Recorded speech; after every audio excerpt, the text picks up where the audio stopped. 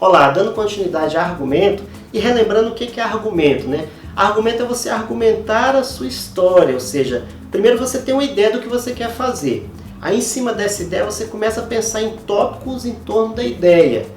E aí você começa a desenvolver a sua ideia, ou seja, você procura personagens para a sua história, você procura desejo, o que os personagens querem, e você procura conflito, o que está entre o personagem e o seu desejo, conflito.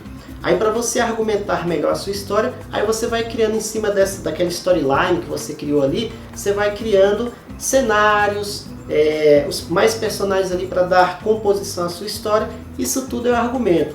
E para você melhorar o seu argumento, tem 4 perguntinhas que a gente viu no nosso estudo passado, que são elas, né? Qual a estrutura dramática? Quando, em que tempo a história se passa?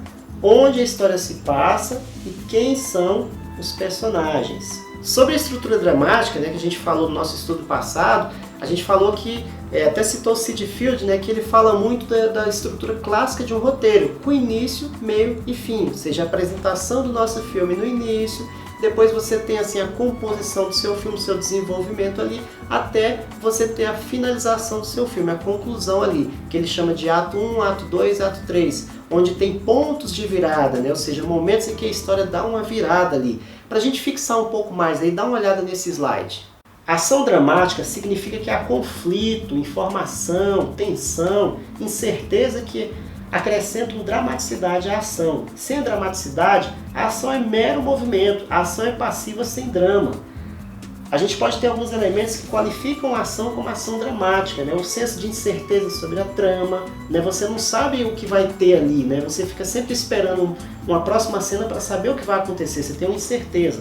O conhecimento prévio sobre o personagem, suas características, medos e desejos, ou seja, você pode ter antecipadamente ali o conhecimento do seu personagem, saber os seus desejos, os seus medos ali, né? Um personagem pode ter muitos medos, pode ter muitos desejos. O fornecimento de uma informação também é absorvida por um outro personagem em cena. Por exemplo, o personagem principal ele pode não saber o que está acontecendo, mas você tem um personagem secundário ali que sabe tudo o que está acontecendo, que às vezes vai revelar isso para ele. O fornecimento de uma informação também é absorvida por um outro personagem em cena.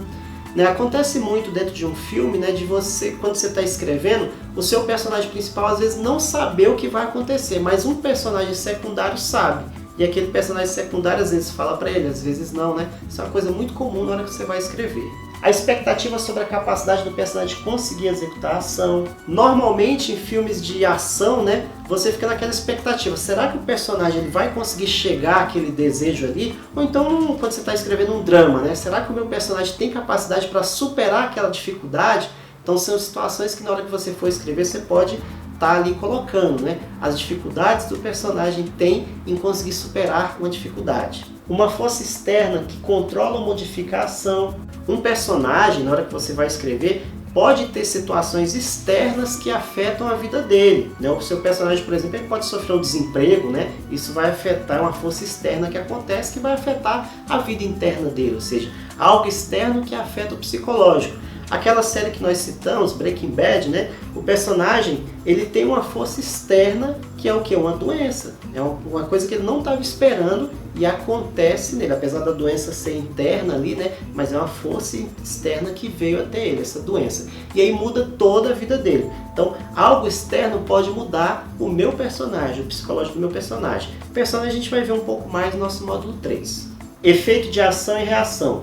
É muito interessante você pensar sempre nessas duas forças, ação e reação. Né? Por que meu personagem está reagindo daquela forma? Teve uma ação anterior que fez com que ele reagisse daquela forma.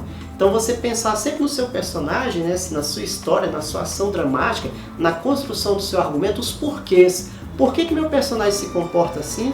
Por que está acontecendo isso? Como ele se comportaria se acontecesse isso? A ação e reação, ou seja, toda reação teve uma ação anterior. Então, se a gente pensar nisso, a gente vai sempre escrever melhor a nossa estrutura dramática.